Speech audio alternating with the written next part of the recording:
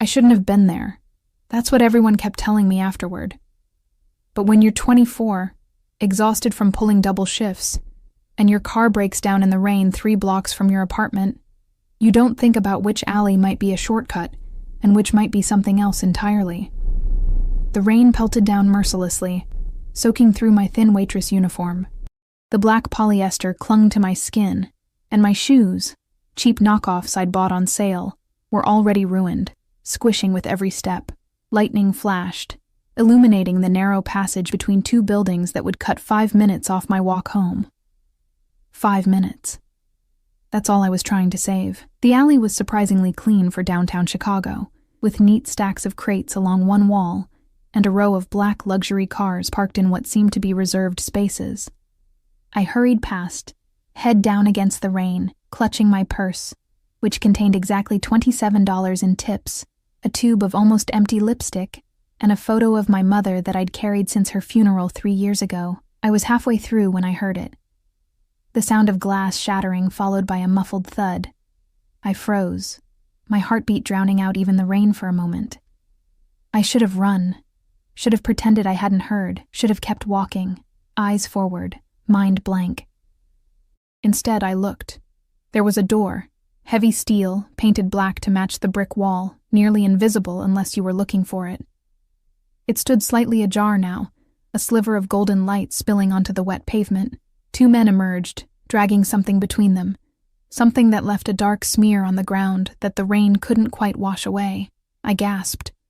A tiny sound, barely audible to my own ears over the storm.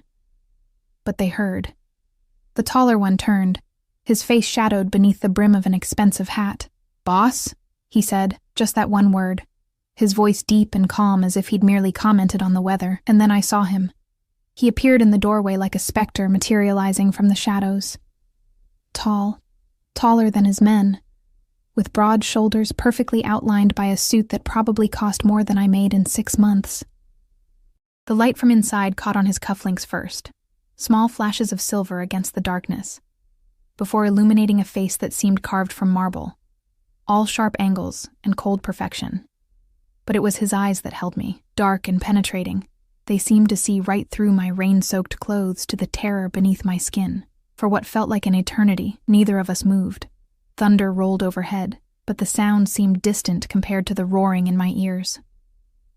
He stepped forward, his Italian leather shoes somehow repelling the rain and filth of the alley.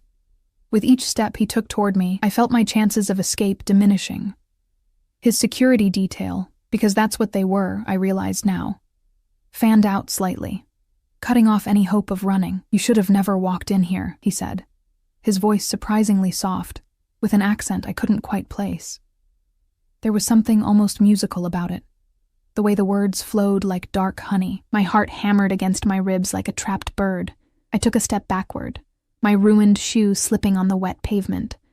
I would have fallen if one of his men hadn't suddenly appeared behind me, his hand steady against my back, not pushing, not grabbing, just there, ensuring I stayed exactly where I was. And then the man, the boss, smiled. It transformed his face in a way that was both beautiful and terrifying, like watching a predator bare its teeth right before the kill. But I'm glad. Those 3 words sent ice through my veins despite the strange warmth in his voice. I clutched my purse tighter, as if that pathetic bag could shield me from whatever was coming. "I'm sorry," I managed to whisper, my voice cracking. "I didn't see anything. I was just taking a shortcut home. My car broke down and..." He raised a hand, and I fell silent instantly. That simple gesture carried more authority than a shout. "What's your name?" he asked. I hesitated, wondering if giving a false name might save me. But something in those dark eyes told me he would know if I lied. "Eleanor," I said. "Eleanor Wright." "Eleanor," he repeated, as if testing how my name felt on his tongue. "You're soaked."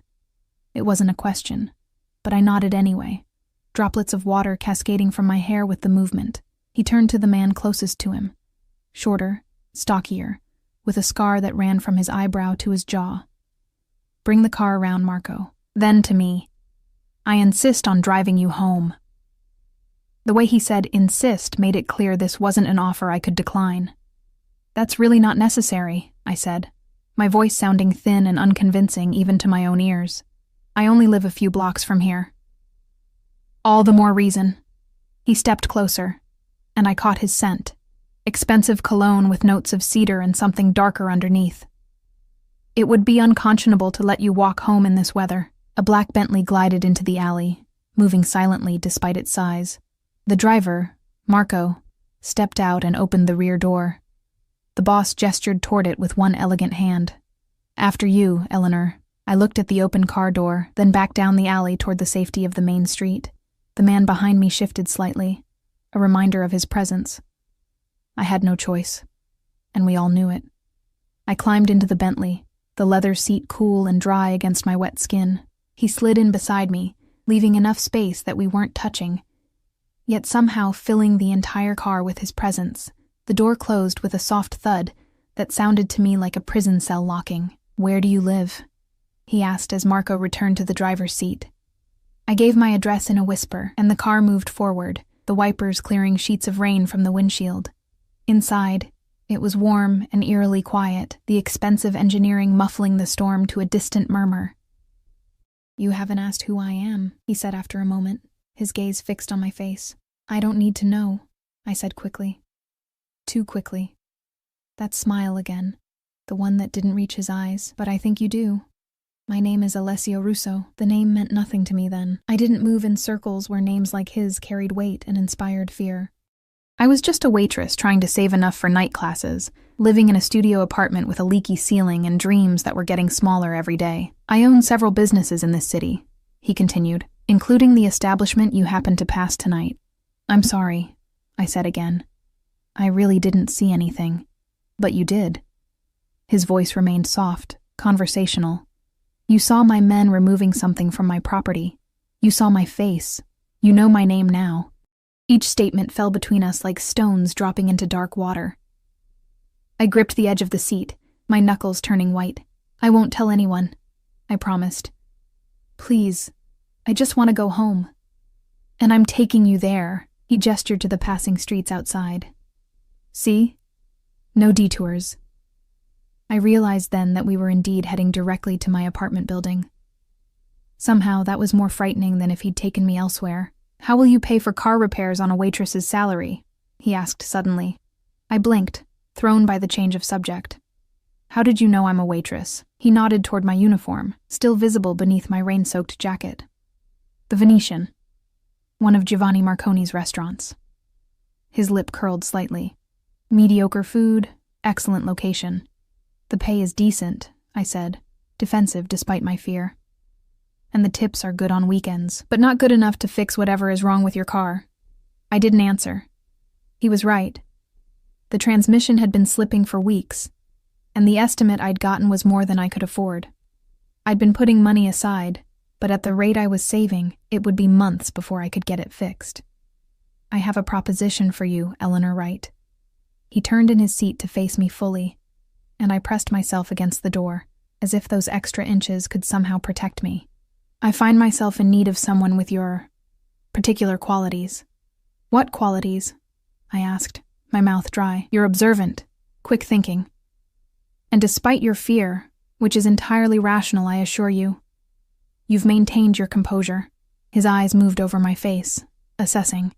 "Those are valuable traits." The car slowed, pulling up in front of my building. I recognized the cracked concrete steps, the flickering security light that the landlord never fixed. Home had never looked so inviting, or so impossibly far away. "I need an assistant," he said. "Someone who can handle various administrative tasks with discretion and efficiency." I stared at him, certain I'd misheard. "You want to hire me?" "Yes." He reached into his jacket and withdrew a business card. Thick, cream-colored paper with just his name and a phone number embossed in dark ink. "The position pays $15,000 a month plus benefits." My ears rang. $15,000 was more than I made in half a year at the restaurant. That's impossible," I stammered.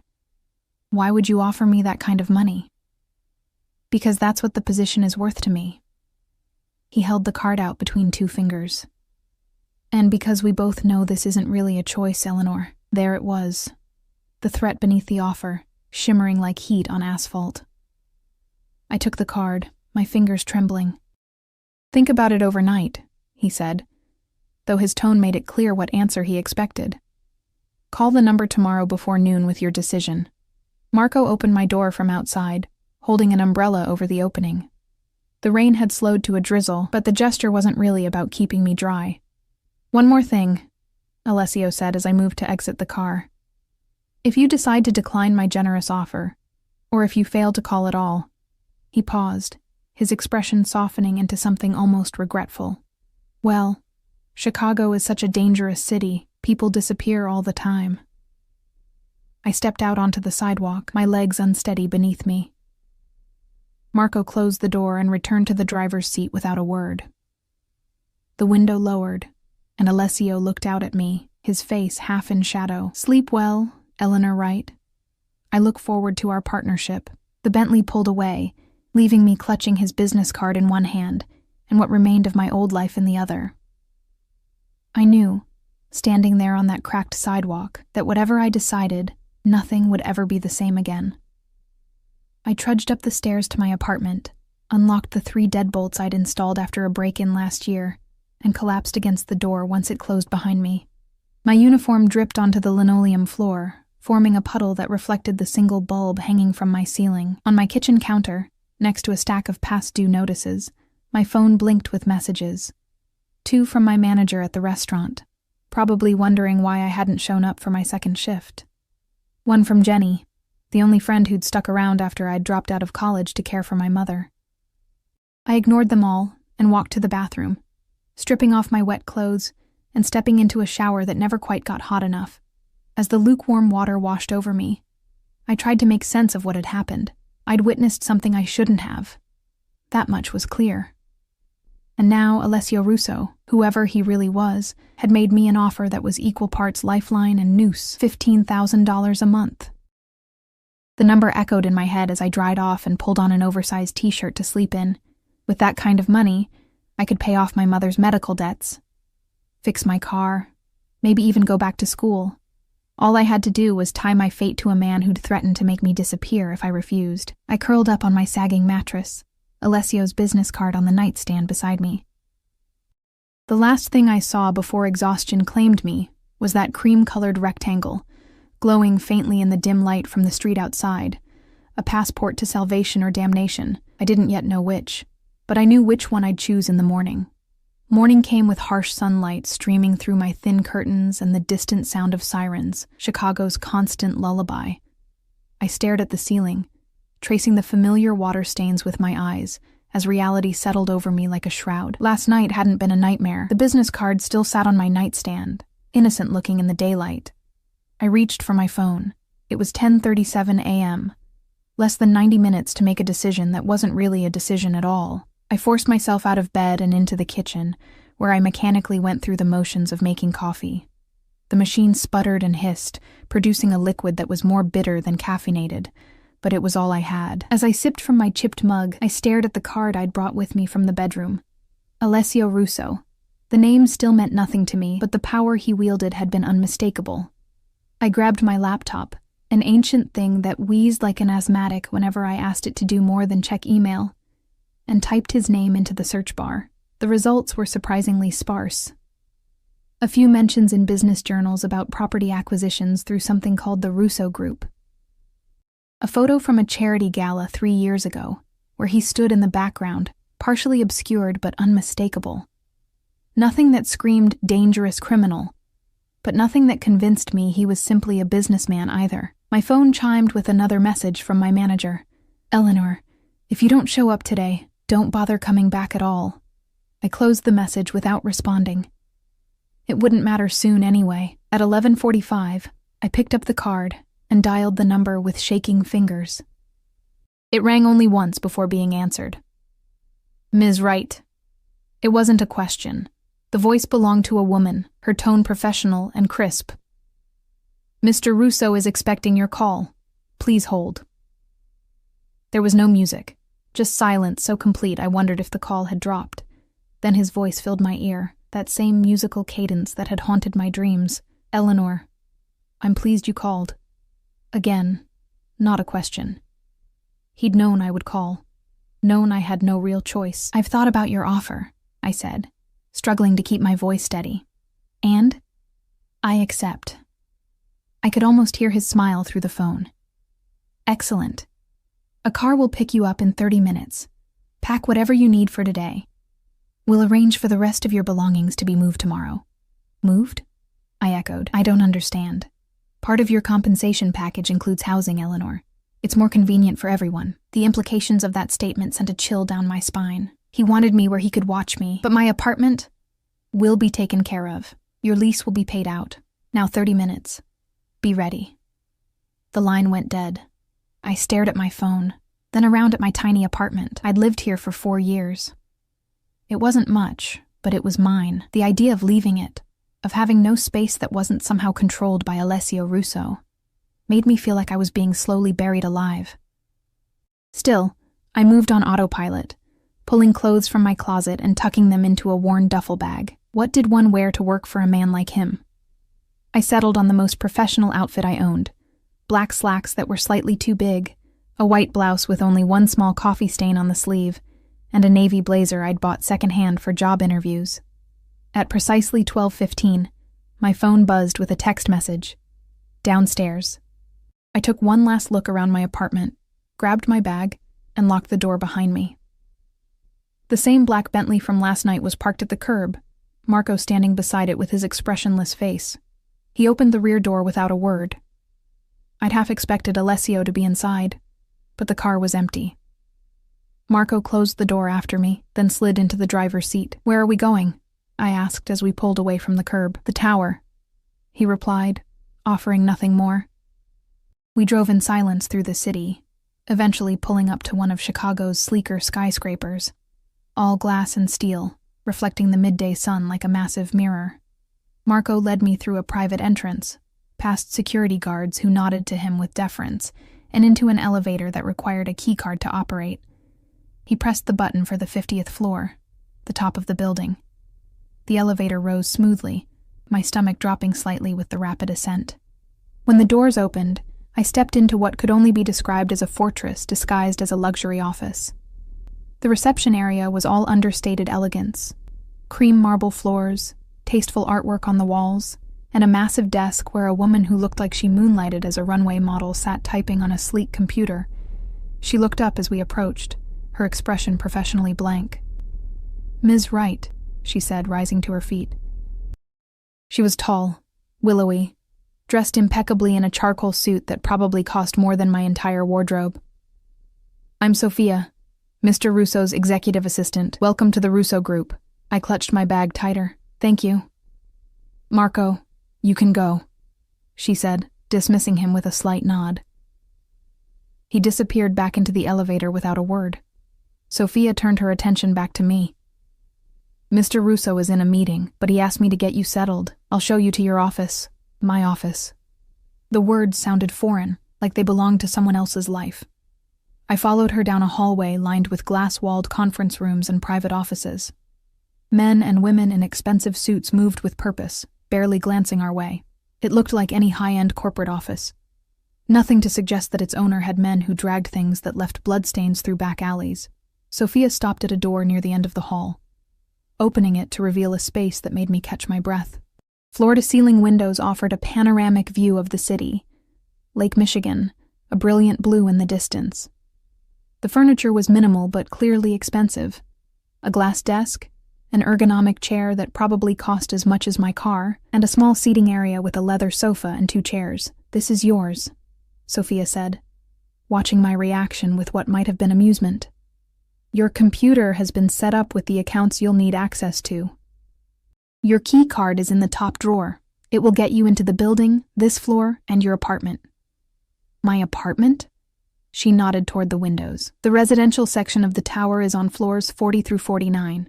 You're on 45. I'll take you there after you meet with Mr. Russo." I set my bag down beside the desk, feeling increasingly like I'd stepped through the looking glass.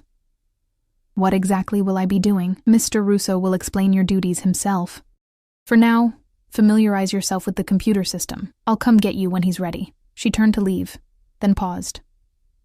"One piece of advice, Eleanor?" The use of my first name surprised me. Yes? Whatever you saw in that alley, forget it. And whatever you think you know about Mr. Russo, forget that too. It's easier that way." With that enigmatic statement, she left, closing the door quietly behind her. I sank into the chair, which adjusted to my body like a gentle embrace. The computer on the desk came to life as I touched the mouse, asking for a password I didn't have. I opened the top drawer and found a key card with my name on it, along with a folded piece of paper. Inside was written a single word: Eleanor, followed by what I assumed was my temporary password. I logged in, finding a sleek, minimalist desktop with only a few icons. Email, calendar, a folder labeled Projects, and another simply called RG. I clicked on the email, finding an inbox that was empty except for a welcome message from IT with instructions for changing my password. Curious, I tried the folder labeled RG. A password prompt appeared, and when I tried Eleanor1 again, an error message flashed. Access denied. Unauthorized attempt logged. My pulse quickened. I quickly closed the window, suddenly certain I was being watched. I glanced around, spotting the small camera in the corner of the ceiling. Of course there would be surveillance. I was in the lion's den now. I spent the next hour exploring what I could access, which wasn't much. My calendar showed nothing but orientation for the rest of the day. The projects folder contained templates for various documents, contracts, proposals, non-disclosure agreements, but no actual files. A knock at the door made me jump. Sophia stood in the doorway, somehow looking even more polished than she had an hour ago. "Mr. Russo will see you now." I smoothed my blazer and followed her down the hall to a set of double doors at the end. She knocked once, then opened them without waiting for a response.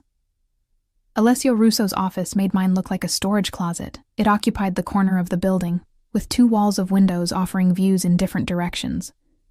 A massive desk dominated one end of the room, while a seating area with leather couches and a wet bar took up the other. The man himself stood with his back to us, looking out over the city like he owned it. Maybe he did. "Sir," Sophia said, "Ms. Wright is here." He turned, and I was struck again by how his presence seemed to fill the room. In daylight, his features were even more striking. Sharp cheekbones, a strong jaw shadowed by carefully maintained stubble, and those eyes, dark and penetrating. He'd changed from last night's suit to another that looked nearly identical to my untrained eye, though I was certain it cost more than a year's rent on my apartment. "Thank you, Sophia," he said, never taking his eyes off me. "That will be all for now." She nodded and left, closing the doors behind her. Alessio gestured to one of the chairs in front of his desk. "Please, sit." I perched on the edge of the chair, my back straight, hands folded in my lap to hide their trembling. He sat across from me, studying me with an intensity that made my skin prickle. "Did you sleep well?" he asked finally.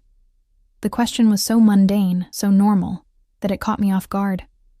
"Not really," I admitted. "Honesty," he said, his lips curving into that same smile that didn't reach his eyes. "That's good. I value honesty above most things, Eleanor." "What exactly will I be doing here, Mr. Russo?" I asked, trying to sound more confident than I felt. "Alessio, please." He leaned back in his chair. "And to answer your question, you'll be my personal assistant." I thought Sophia was your assistant. "Sophia handles the business. You'll handle me." There was an undercurrent to his words that made heat rise to my cheeks. He continued before I could respond. "My schedule, my personal correspondence, my private matters, things that require the utmost discretion." "Why me? I'm not qualified for this. Qualifications can be learned. Loyalty and discretion are more innate qualities." He leaned forward slightly. "And you, Eleanor Wright, have something else I find valuable." "What's that?" "You have nothing to lose," he said simply. "No family since your mother passed. Few friends. No romantic entanglements. A dead-end job you've already lost. In short, you're unencumbered." The clinical assessment of my lonely existence stung more than I wanted to admit. "You investigated me. Of course I did." He sounded almost amused at the suggestion that he wouldn't have. "Just as you tried to investigate me this morning." I stiffened. "How did you—" "Your laptop is quite outdated. You should use the one we've provided." He stood, moving to the bar cart in the corner, Drink? No, thank you, I said, watching as he poured amber liquid into a crystal glass for himself. He returned to his desk, taking a small sip before setting the glass down. Let me be direct, Eleanor. What you witnessed last night was unfortunate, but it presents an opportunity for both of us. An opportunity, I repeated flatly. Yes, you need financial stability. I need someone I can trust. His eyes never left mine, and trust in my world is often born from mutual vulnerability. I'm not sure how I'm making you vulnerable. His smile widened a fraction. You're not. Yet. But you will be. He opened a drawer and withdrew a leather portfolio, sliding it across the desk toward me. Your contract. The terms are quite generous, as I mentioned. In addition to your salary, you'll have the apartment, health insurance, and a car at your disposal. I hesitated before taking the portfolio. Inside was a document printed on thick paper, at least 20 pages long.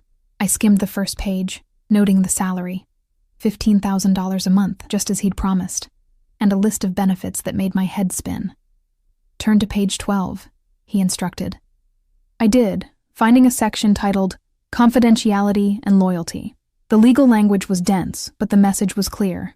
Everything I would see or hear while working for Alessio Russo was to remain absolutely confidential, under penalty of legal action and additional remedies as deemed necessary. Additional remedies, I said, looking up. You mean making me disappear? He didn't deny it. I prefer to think of it as incentivizing discretion. This is insane, I whispered, more to myself than to him. No, Eleanor, this is business. He reached for his glass again. My business happens to involve activities that sometimes require extreme privacy. Illegal activities, I clarified. In some cases, yes. His candor was jarring, but the Russo Group itself is legitimate. Real estate, import, export, hospitality, all perfectly legal enterprises that generate substantial revenue and launder money from the illegal ones, I said before I could stop myself. Instead of anger, his expression showed something like approval. You're quick. That will serve you well. He tapped the contract. You'll find a pen in the portfolio. I stared at the document, reality crashing down on me again. What if I say no? We both know you won't. His voice remained gentle, almost kind, which somehow made it worse. But if you're asking what would happen in that hypothetical scenario, let's just say you've already seen too much. And now you know even more. The threat hung in the air between us, all the more effective for its softness. I took the pen from the portfolio. Where do I sign? He flipped to the last page, pointing to a line at the bottom. I signed my name, the ink flowing smoothly from the expensive pen. It felt like signing away more than my employment. It felt like signing away my freedom. Alessio took the contract, signed his own name with a flourish, and pressed a button on his desk. Sophia appeared within seconds, as if she'd been waiting just outside. File this, please, he said, handing her the contract. And show Eleanor to her apartment after lunch. She'll start officially tomorrow. Yes, sir. Sophia took the portfolio and disappeared again. Now, Alessio said, standing, let's eat. You must be hungry. As if on cue, my stomach growled. I hadn't eaten since yesterday's lunch shift at the restaurant, too anxious to think about food until he mentioned it. He led me through a door I hadn't noticed, hidden in the wood paneling of his office. It opened onto a private dining room with another stunning view of the city. A table was already set for two, silver domes covering what I assumed were our plates. I took the liberty of ordering, he said, pulling out a chair for me. I hope you don't mind. I sat, feeling increasingly like a character in someone else's story.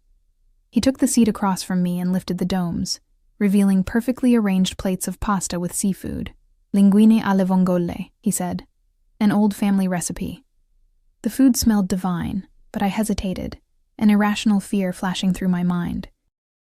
What if it was drugged? What if this was all some elaborate setup? Alessio watched me, then smiled. A real one this time, with a hint of amusement that actually reached his eyes. It's not poisoned, Eleanor. If I wanted to harm you, there are far more efficient ways. He twirled pasta around his fork and took a bite, maintaining eye contact. See? Perfectly safe. I felt foolish, but took a small bite anyway. The flavors exploded on my tongue. Garlic, white wine, the brine of the clams, all perfectly balanced. It's delicious, I admitted. My mother taught me to cook when I was a boy, he said, his accent becoming more pronounced as he spoke of family. She believed that no matter what business a man was in, he should know how to feed himself properly. The mention of his mother humanized him in a way that made me uncomfortable. It was easier to think of him as a monster than as someone with a history, a family, a mother who taught him to cook. Where is she now? I asked, taking another bite. She died when I was 16. A shadow crossed his face. Cancer. Much like your mother, I believe. The pasta turned to ash in my mouth. How do you know that? As I said, I had you investigated. He refilled my water glass from a crystal pitcher. We have that in common. Losing our mothers too young, it shapes a person. I didn't want to have anything in common with him. I didn't want this strange, forced intimacy. Is that why you chose me? I asked. Because of my mother? No. He set down his fork. I chose you because you saw something you shouldn't have, and because you handled it with remarkable composure. The similarities in our backgrounds are merely interesting. We ate in silence for a few moments, the only sounds the delicate clink of silverware against fine china and the distant hum of the city below. What did I see? I finally asked. In the alley. His expression closed off immediately. Nothing that concerns you. If I'm going to be your personal assistant, handling your private matters, shouldn't I know what I'm getting into? You'll know what you need to know when you need to know it. His tone made it clear the subject was closed. For now, focus on learning your duties. Sophia will brief you on the basics this afternoon. The rest of lunch passed in uncomfortable silence. When we finished, Alessio escorted me back to his office and called for Sophia, who appeared so promptly I again wondered if she waited just outside his door all day. Show Eleanor to her apartment and make sure she has everything she needs, he instructed. I have calls until 6, then dinner with the Kavanaughs at 8. Yes, sir, Sophia replied, then turned to me. This way, please. I followed her back to the elevator, where she used her keycard to access the residential floors. We descended to the 45th floor in silence. Mr. Russo doesn't usually take such a personal interest in new employees, she said as the doors opened. Especially not assistants. The hallway was plushly carpeted, with only 4 doors visible. Clearly these were large apartments. She led me to the one marked 4502 and swiped her own card before handing me mine. You'll need to set up your fingerprint for access, she explained. More secure than just the card. The apartment that awaited me beyond the door made my knees weak. Sunlight streamed through floor-to-ceiling windows similar to those in the office, illuminating a space that was easily 4 times the size of my old apartment.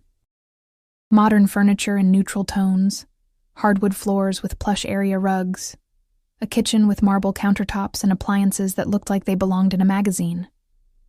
This is... I trailed off, unable to find words. Standard executive housing, Sophia supplied, watching me with that same hint of amusement from earlier. The bedroom and bathroom are through there. Your things will be delivered tomorrow, but the closet has already been stocked with basics in your size. I turned to her, confused. Stocked? How? She shrugged elegantly. Mr. Russo has people for that sort of thing. The idea of strangers selecting clothes for me, knowing my sizes, was deeply unsettling. I walked to the bedroom in a daze, finding a space dominated by a king-sized bed with what looked like Egyptian cotton sheets. The bathroom beyond was all white marble and glass, with a shower big enough for 4 people and a soaking tub by the window. This is insane, I whispered, echoing my words from earlier. You'll get used to it, Sophia said from the doorway. Everyone does. I turned to face her. How long have you worked for him? 6 years.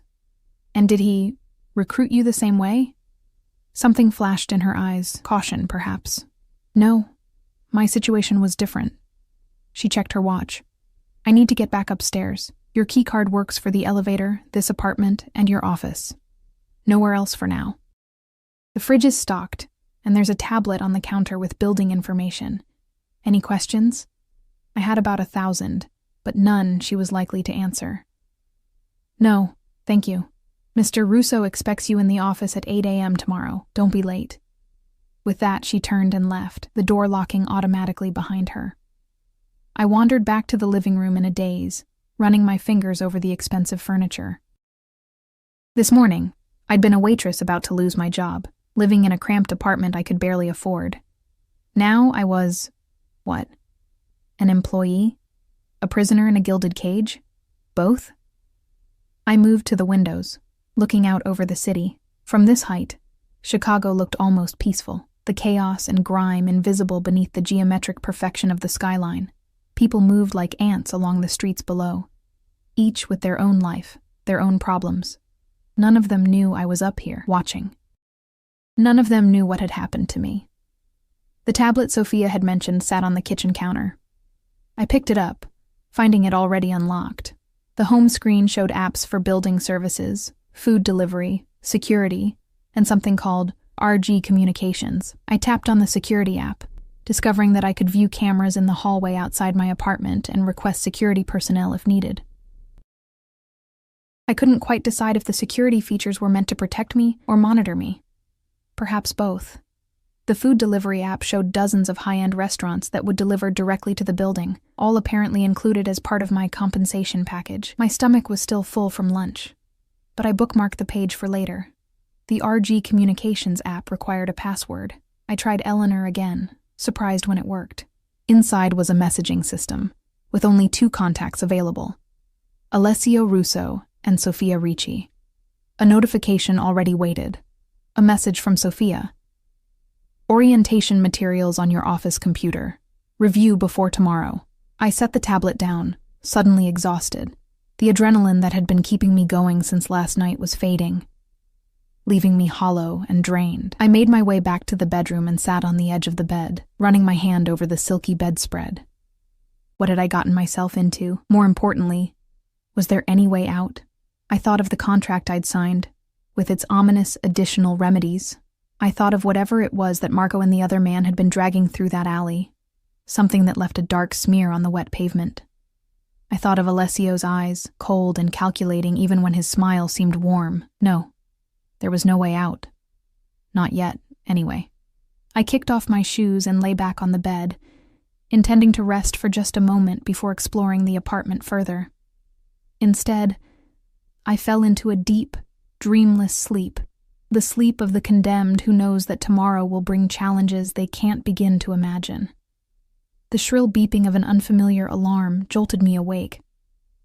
For a disorienting moment, I couldn't remember where I was. The bed was too soft, the room too spacious, the light filtering through floor-to-ceiling windows too bright. Then it all came rushing back. The alley, Alessio Russo, the contract I'd signed.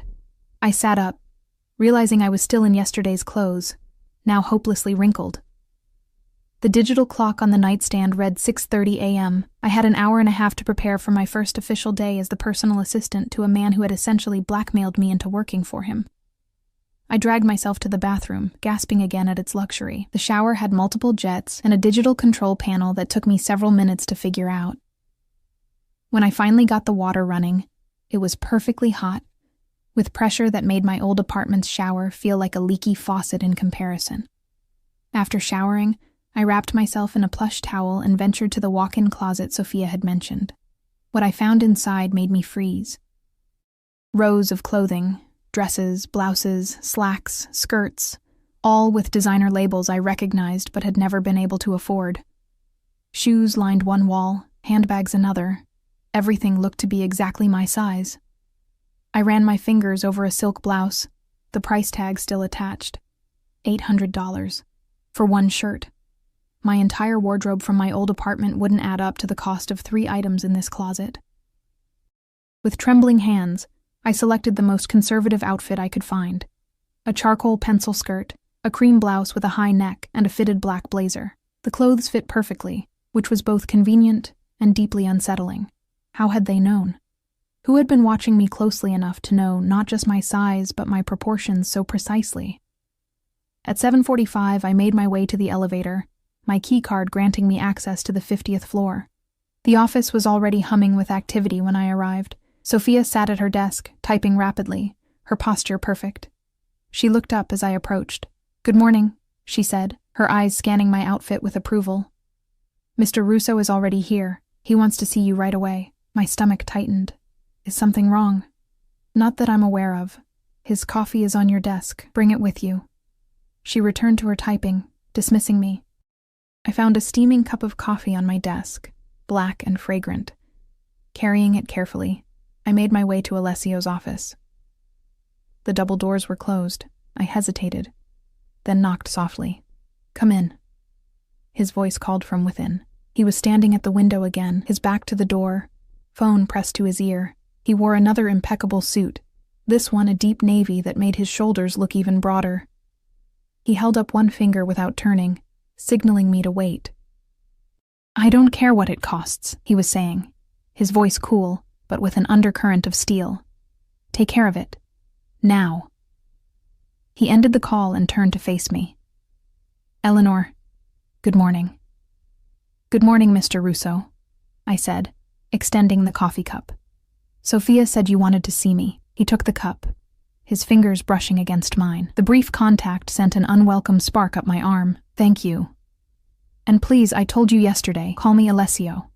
I nodded, not trusting myself to speak. Up close, he was even more intimidating, his presence filling the room. He smelled expensive, like sandalwood and something darker underneath. You look nice, he said, gesturing to my outfit. Everything fit properly? Yes, thank you, I replied stiffly, though it was unnecessary to provide so much. It was completely necessary. He moved to his desk, motioning for me to sit in the chair across from him. Your appearance reflects on me now. And in my world, appearances matter greatly. I sat, folding my hands in my lap to keep them from fidgeting. I reviewed the orientation materials Sophia sent. Good. He took a sip of coffee. Then you understand the basics of what we do here. Or at least, what the legitimate side of the business does. Real estate, hospitality, import-export, I recited. Precisely. Today, I'd like you to shadow me. See how I work, who I interact with, what I expect. He leaned forward slightly. Think of it as immersion learning. I understand. Do you? His eyes locked with mine. This isn't just a job, Eleanor. From the moment you signed that contract, you became part of my inner circle. That comes with privileges and protections, but also with risks and expectations. Do you truly understand what that means? I understand that I don't have a choice, I said, surprising myself with my directness. He sat back, a hint of a smile playing at his lips. There's always a choice. You made yours in that alley when you looked instead of walking away. You made it again when you got into my car. And you made it a third time when you signed the contract. He paused. But you're right. The choices now are more constrained. Stay loyal to me, and you'll want for nothing. Betray me. He didn't need to finish the sentence. I won't betray you, I said quietly. No, he agreed, you won't. The certainty in his voice sent a chill down my spine. Before I could respond, his phone buzzed. He glanced at it, then stood. Our first meeting is in 5 minutes. Conference room B. You'll take notes. He moved around the desk, stopping beside me. One more thing. You'll notice that people treat me with deference. They won't meet my eyes unless I initiate it. They won't speak unless spoken to. You don't need to adopt those habits when we're alone, but in public, I expect the same respect. Understood? I nodded, rising to my feet. Yes, Alessio. His name felt foreign on my tongue, intimate in a way that made me uncomfortable. He noticed my hesitation and smiled, that predatory smile I'd seen in the alley. You'll get used to it, he said, echoing Sophia's words from yesterday. Come. I followed him to a large conference room where about a dozen people already sat, all in expensive suits, all looking tense. The room fell silent as we entered. Everyone stood. I noticed that, just as Alessio had said, no one made eye contact with him. Their gazes dropped to the table or fixed somewhere over his shoulder. Alessio moved to the head of the table, while I took the chair to his right, opening the tablet I'd grabbed from my office on the way. For the next 2 hours, I watched and listened as he conducted a meeting about property acquisitions in the West Loop. On the surface, it was like any corporate meeting: budget discussions, timeline reviews, marketing strategies. But underneath ran a current of fear that was almost palpable. When Alessio asked questions, people answered immediately, often with voices that trembled slightly. When he expressed displeasure, even mildly, faces paled. This wasn't respect, it was terror. As the meeting concluded and people filed out, a man in his 50s lingered. He was well-dressed, but with a slight shabbiness around the edges. Cuffs a bit frayed, shoes a bit scuffed. Unlike the others, he approached Alessio directly. "Mr. Russo," he said, his voice steady but with an undercurrent of desperation. "A moment of your time, please." Alessio regarded him coldly. "Mr. Donovan, I believe I made myself clear last week." "Sir, please. The extension. Just 30 more days. My wife's medical bills are not my concern," Alessio interrupted. "The payment is due tomorrow, as agreed." "But the interest, it's impossible." Alessio's expression didn't change, but something in the air did. A sudden drop in temperature that had nothing to do with the climate control. "You borrowed money from me, Mr. Donovan. You agreed to my terms. Your personal circumstances are irrelevant." The man's face crumpled. "Sir, please." Alessio turned to me, dismissing the man entirely. "Eleanor, note that Mr. Donovan's property on Dearborn is to be seized tomorrow if payment is not received in full by noon." I nodded, typing the note while avoiding the desperate man's eyes. "That will be all, Mr. Donovan," Alessio said without looking at him again. The man stood there for a moment longer, defeated, then turned and left without another word. Once he was gone, I looked up from my tablet. "His wife is sick?" "Cancer," Alessio said, gathering his papers. "Terminal, I believe. And you're going to take his property anyway?" He looked at me with mild surprise. "Business is business, Eleanor. He knew the terms when he borrowed the money.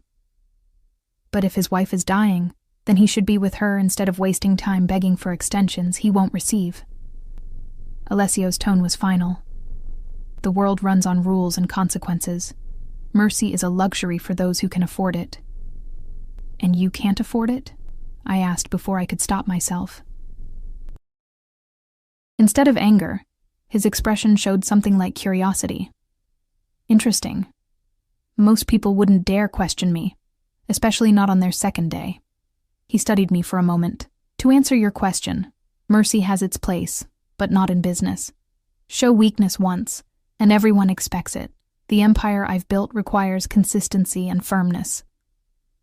"Cruelty, you mean," I said softly. His eyes hardened. "Be careful, Eleanor. Your position gives you certain liberties in private, but they are not unlimited." He checked his watch. "We have a lunch meeting in 30 minutes. With the Kavanaughs." The abrupt change of subject was clearly intended to end the discussion. I followed him out of the conference room, my mind still on Mr. Donovan and his dying wife. What kind of man could remain unmoved by such a plea? The same kind who had men dragging bloody bundles through alleys at night, I supposed. The rest of the morning passed in a blur of meetings and phone calls. Alessio moved through his schedule with efficiency and authority, never raising his voice but commanding absolute obedience with just a look or a word. I took notes, fetched coffee, and learned the names of key players in his organization. By noon, my head was swimming with information, and I was beginning to understand the scope of the Russo Group's operations, at least the legal ones. Lunch was at an exclusive restaurant on the riverfront, where we were immediately shown to a private room. A middle-aged couple waited for us. The Kavanaughs, I presumed. The man was tall and distinguished with silver hair, the woman blonde and expensively preserved, her face tight from too many procedures. "Alessio!" the man boomed, rising to greet us. Unlike Alessio's other associates, he appeared genuinely pleased to see him, clasping his hand warmly. "And who is this lovely creature?" "Eleanor Wright, my new personal assistant," Alessio introduced me. "Eleanor, this is Judge William Kavanaugh and his wife Margaret." A judge. I tried to keep my expression neutral as I shook their hands, so Alessio had connections in the judicial system. Of course he did. "Charming," Margaret Kavanaugh said, her eyes evaluating me with cool assessment. You do have excellent taste, Alessio. The implication in her tone made me flush. Alessio merely smiled, pulling out my chair for me before taking his own seat. "How is your daughter, William?" Alessio asked as waiters appeared with wine and appetizers. "Still enjoying Harvard Law?" "Very much so," the judge replied. "Thanks in no small part to your scholarship foundation. We can never repay your generosity." "No need," Alessio said smoothly. "Supporting bright young minds is reward enough. Though I do have a small favor to ask regarding that matter we discussed last week." The judge's expression sobered immediately. "Of course. I've reviewed the case files. I believe I can help." They moved on to discussing what was clearly court business, speaking in vague terms about arrangements and favorable outcomes. I kept my eyes on my notepad, pretending not to hear what was clearly judicial corruption happening right in front of me. Margaret Kavanaugh watched me with amusement. "First week?" she asked during a lull in the men's conversation. "Second day," I replied, taking a sip of water. "Ah." She smiled knowingly. "It gets easier, you know, once you understand how things work in Alessio's world." "And how do things work?" I couldn't help asking. She leaned closer, her voice dropping to a conspiratorial whisper. "Everyone has a price, dear. Everyone. The sooner you accept that, the happier you'll be." She glanced at her husband, then back to me. William was a crusader once, all about justice and ethics. Now our daughter attends Harvard on a full scholarship. We summer in the Hamptons, and retirement will be very comfortable indeed. Her perfectly manicured hand reached for her wine glass. "That's what Alessio does. He finds what you need most and offers it to you. The price is usually less than you'd expect, but more than you want to pay." I thought of my own situation. Financial security in exchange for complicity in whatever Alessio was involved in. "And if you refuse?" Margaret's smile didn't waver, but her eyes grew cold. "No one refuses Alessio Russo. Not for long, anyway." The lunch meeting concluded with handshakes and promises to meet again soon. As we left the restaurant, I noticed 2 men flanking us, security I hadn't seen arrive. They moved with practiced efficiency, scanning the surroundings as they escorted us to the waiting Bentley. "Is that necessary?" I asked as Marco opened the car door. "Always," Alessio replied, gesturing for me to enter first. In my position, precautions are essential. Once inside the car, he loosened his tie slightly, the first hint of informality I'd seen from him. "What did you think of the Kavanaughs?" I hesitated, unsure how honest I should be. "Don't censor yourself," he said, reading my expression. "I value your observations. They're corrupt," I said bluntly. "He's a judge accepting bribes, and she's proud of it." Alessio's lips curved into a smile. "Direct and accurate. Good." He looked out the window as Chicago passed by. William wasn't always corrupt. 10 years ago, he was untouchable. A crusader, as Margaret said. Then his daughter got into Harvard, but they couldn't afford it. Pride wouldn't let him take loans.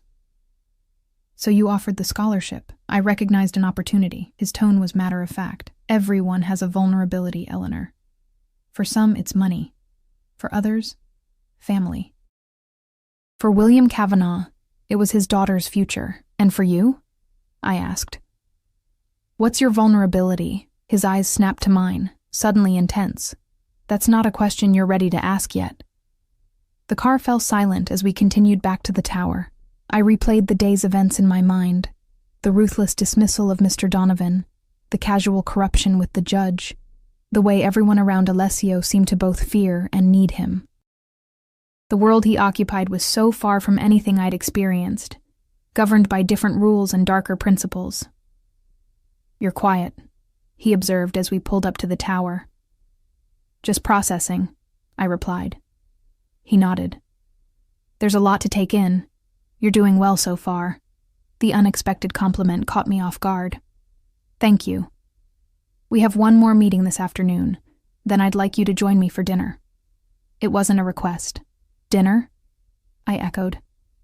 "Yes. There are things we need to discuss privately." A flutter of anxiety rose in my chest, but I nodded. "Of course." The afternoon meeting was with Alessio's legal team, a group of sharp-suited men and women who spoke in technical terms about shell companies and offshore accounts. I took notes diligently, understanding enough to know I was witnessing sophisticated financial crimes. but not enough to grasp all the details. By 6 o'clock, my head was pounding with information overload. Alessio dismissed the legal team and turned to me. "You did well today." "I didn't do anything," I said. "I just watched and took notes." "Sometimes that's the most important job." He closed his laptop. "Go to your apartment and change, something formal. I'll send Marco for you at 8. "Where are we going?" I asked. "My residence." He stood, signaling the end of the conversation. 8 o'clock. I returned to my apartment, my mind racing. Alessio's residence, not his office, not a restaurant, but his home. The personal space of a man who kept everything about himself carefully controlled. I wasn't sure if I should be flattered or terrified by the invitation. In the walk-in closet, I found a section of evening wear I hadn't noticed that morning. After deliberating, I selected a simple black dress with a modest neckline but a back that dipped just low enough to be elegant without being provocative. I paired it with the lowest heels I could find and minimal jewelry. At precisely 8 o'clock, my phone buzzed with a message from Marco. I took the elevator down to find the Bentley waiting, its engine purring softly in the evening air. We drove north along Lake Shore Drive, eventually turning onto a private road that wound through an exclusive neighborhood of mansions set far back from the street. Marco pulled up to a gate, where security guards checked his ID before waving us through. Alessio's home was a modernist masterpiece of glass, steel, and stone, perched on a bluff overlooking Lake Michigan. Lights illuminated the perfectly landscaped grounds, and water features created a gentle ambient sound as Marco led me to the front door. It opened before we reached it, revealing Alessio himself. He'd changed from his business suit to black trousers and a charcoal cashmere sweater that somehow made him look both more relaxed and more dangerous. "Eleanor," he said, his eyes moving over me in a quick assessment. "You look lovely. Come in." I stepped into a soaring entryway with a view straight through to the lake beyond. The interior was minimalist but warm, with natural materials and strategic lighting creating an atmosphere of understated luxury. "Your home is beautiful," I said, meaning it. "Thank you." He led me through to a spacious living area, where a table had been set for two beside a wall of windows. "I designed it myself." "You're an architect too?" "No, but I know what I like." He gestured to a chair. "Please sit. Would you like wine?" "Yes, please." I needed something to calm my nerves. He poured red wine into crystal glasses, then took the seat across from me. "I imagine you have questions after today." "About 1,000, I admitted. "Ask." I took a sip of wine, rich and complex, probably worth more than what I used to make in a day. "What do you really want from me, Alessio? Why am I here?" He considered me for a long moment. Directness. "I appreciate that." He swirled the wine in his glass. "What I told you before is true. I need someone I can trust, someone unencumbered, someone who understands discretion. Because I witnessed something in that alley. That was the catalyst, yes, but it's more than that." He set his glass down. "I've been watching you, Eleanor, even before that night." A chill ran through me. "What do you mean?" "The Venetian, Giovanni Marconi's restaurant where you worked. It's one of several businesses he operates on my behalf." His eyes held mine. "I've seen you there, working double shifts, never complaining, always observant. The customers loved you because you remembered their preferences. The staff respected you because you worked harder than anyone. You were watching me?" The idea was disturbing. "Why?" "Initially, because Giovanni mentioned he had an employee who seemed different from the others. More intelligent, more observant, wasted on serving pasta." Alessio leaned forward slightly. "I make it a point to be aware of people with potential. So that night in the alley was coincidence," he finished for me. "A fortunate one, as it turns out. It accelerated a process I was already considering." My mind reeled. All those months of struggling, of working myself to exhaustion. And he had been watching, evaluating me like some kind of specimen. "What was happening that night?" I asked. "What did I see?"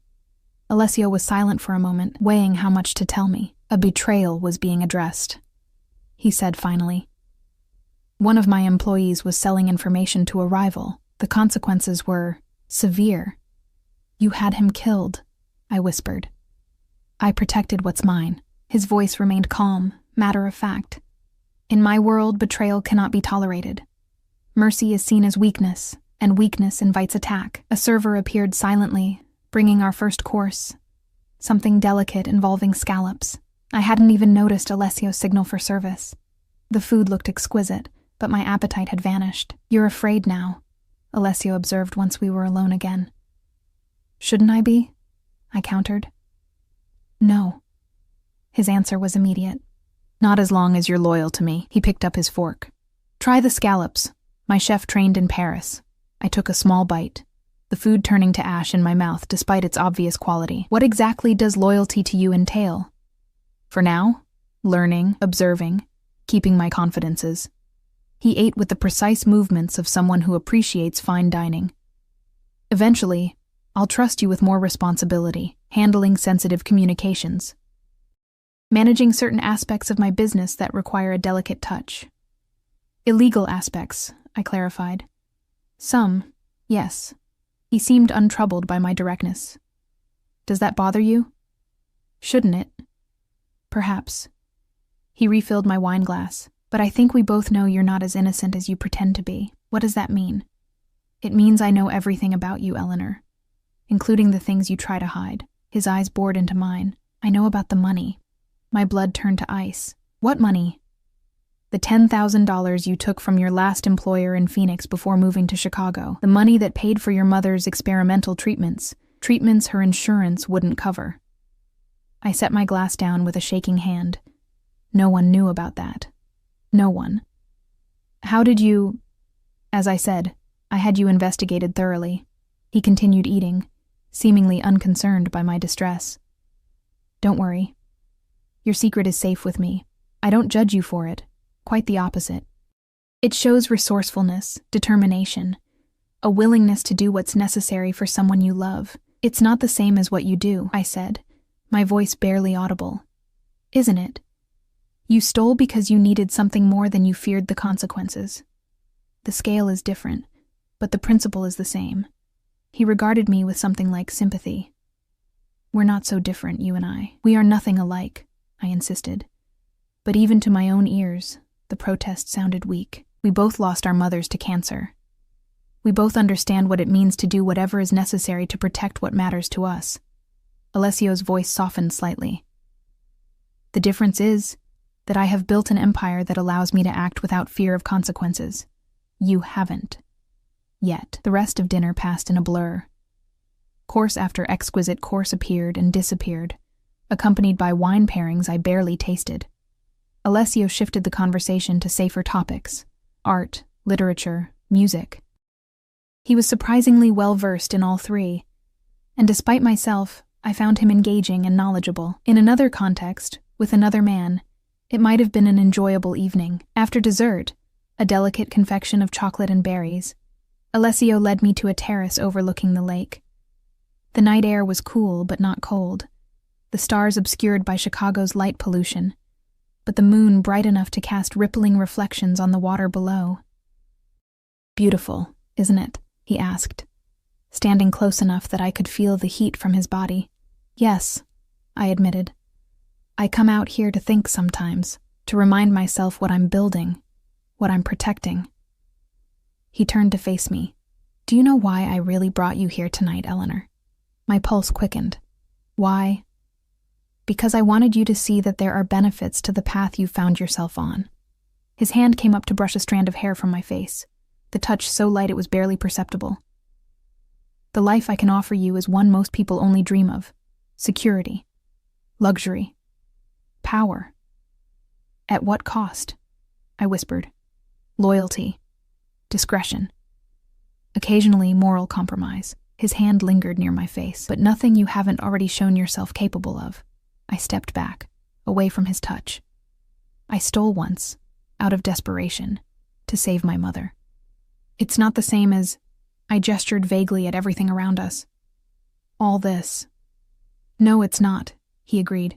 "This is better, because with me, you'll never need to be desperate again." The promise in his words was seductive. Never again to lie awake wondering how to pay rent. Never again to choose between medicine and food.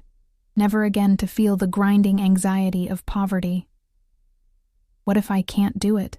I asked. "What if I can't be what you want me to be?"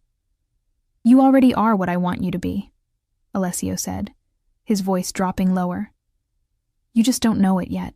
He stepped closer again, and this time I didn't back away. His hand came up to cup my cheek, and despite everything I knew about him, the danger, the criminality, the casual cruelty, I found myself leaning into his touch.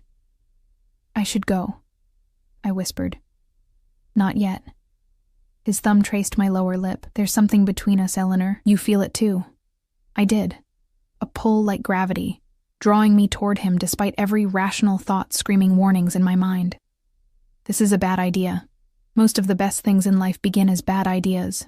His smile was different now, warmer, more genuine. "I won't force anything. That's not who I am, but I won't pretend I don't want you. That would be a lie.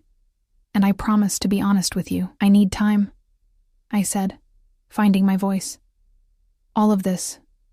It's too much. Too fast." He nodded, stepping back. "Time you shall have. Marco will take you home whenever you're ready." I exhaled, relieved at the reprieve, but aware it was only temporary. "Thank you for dinner. It was educational." That earned me a genuine laugh. A sound I hadn't heard from him before. Educational. Not the word most women use to describe an evening with me, but I'll take it. Despite everything, I found myself smiling too. "I'm not most women." "No," he agreed, his expression turning serious again. "You're not. That's precisely why you're here." As Marco drove me back to the tower later that night, I watched the city lights blur past the window and considered my situation. In just 2 days, my life had transformed completely. I'd gone from anonymous waitress to the inner circle of one of Chicago's most powerful men, a man who dealt in both luxury and violence, who could offer protection or destruction with equal ease. I thought of what Margaret Kavanaugh had said. Everyone has a price. I'd already proven mine when I stole for my mother. Was this so different? Working for Alessio, accepting his world, perhaps even accepting him? The Bentley pulled up to the tower, and Marco opened my door. "Ms. Wright," he said, the first words he'd spoken to me directly all evening. "Thank you, Marco," I replied. He nodded, his expression softening fractionally. "He likes you, you know, more than the others." And before I could ask what he meant, he was back in the driver's seat, the Bentley gliding away into the night. I took the elevator up to my apartment, kicked off my heels, and walked to the window. From this height, Chicago spread out before me like a galaxy of lights, beautiful, distant, full of possibilities. I pressed my palm against the cool glass, watching my breath create a small circle of fog. 6 months ago, my mother had died in a hospital room that smelled of disinfectant and despair. 3 days ago, I'd been trudging home in the rain, my future as gray as the clouds above. Tonight, I stood in a luxury apartment, wearing a dress that cost more than my old car, with the taste of fine wine still on my lips, and the ghost of Alessio Russo's touch on my skin. I didn't know what tomorrow would bring. I didn't know if I could survive in Alessio's world, with its beauty and its brutality, but I did know one thing with absolute certainty. I was never going back to my old life. For better or worse, my path was now bound to his, and somewhere deep inside me, in a place I wasn't ready to acknowledge, I didn't want it any other way.